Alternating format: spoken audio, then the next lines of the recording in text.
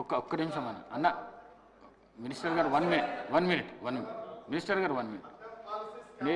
ప్రశాంత్ రెడ్డి గారు, నేను కూడా ఒక ఇంటర్వ్యూని అవుతా.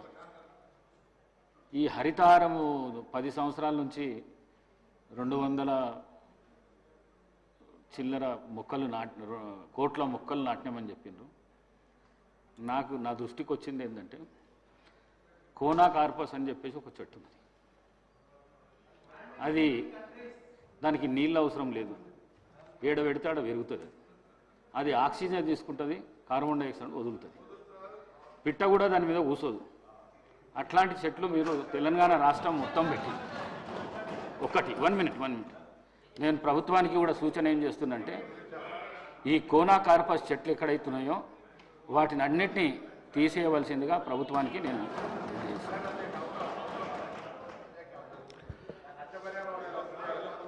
సార్ అది 270 కోట్ల మొక్కల్లో అనేక రకాల మొక్కలు ఉన్నాయి సార్. దాంట్లో మీరు చెప్పింది ఉంటే వెరిఫై చేసుకోండి, వెరిఫై చేపియండి సార్. అట్లనే వెరిఫై చేపియండి సార్. 1 మినిట్ ఒక్క నిమిషం 1 మినిట్. మీరు ఏ రోడ్డు చూడండి, ఏ ఊరు చూడండి. అయితే నేను చెప్పినాను సార్, అదే చెప్తున్నాను సార్. 7% గ్రీన్ కవరేజ్ పెరిగింది అని చెప్పినాం కదా సార్, అది లెక్కల్లో ఉన్నది. ఈ 7% గ్రీన్ కవరేజ్ పెరిగిన దాంట్లో ఎవెన్యూ ప్లాంటేషన్ అంటే రోడ్ల మీద పెట్టే మొక్కలతోటి 1% కూడా ఉండదు సార్.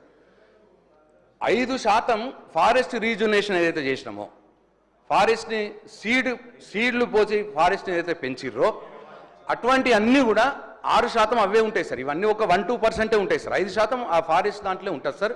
అనేక అవార్డులు వచ్చినాయి సార్ హరితహారం ప్రోగ్రామ్కి. సరే మీరు చెప్పింది అదేదైనా ఉంటే ప్రభుత్వానితో చేపియండి సార్. 1 2 సార్, శ్రీధర్ బాబు గారు చాలా చిలక పలుకులు పలికినారు సార్. ఇప్పుడు నేనేమంటున్నా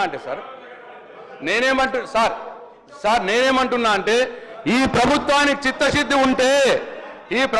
చిత్తశుద్ధి ఉంటే మీరు మేనిఫెస్టోలో చెప్పినట్టు బెల్ట్ షాపుల్ని తీసేయండి. ప్రభుత్వం మీదే ఉన్నది, మీరు మేనిఫెస్టోలో చెప్పినట్టు బెల్ట్ షాపులు తీసేయాలని చెప్పి నేను డిమాండ్ చేస్తూ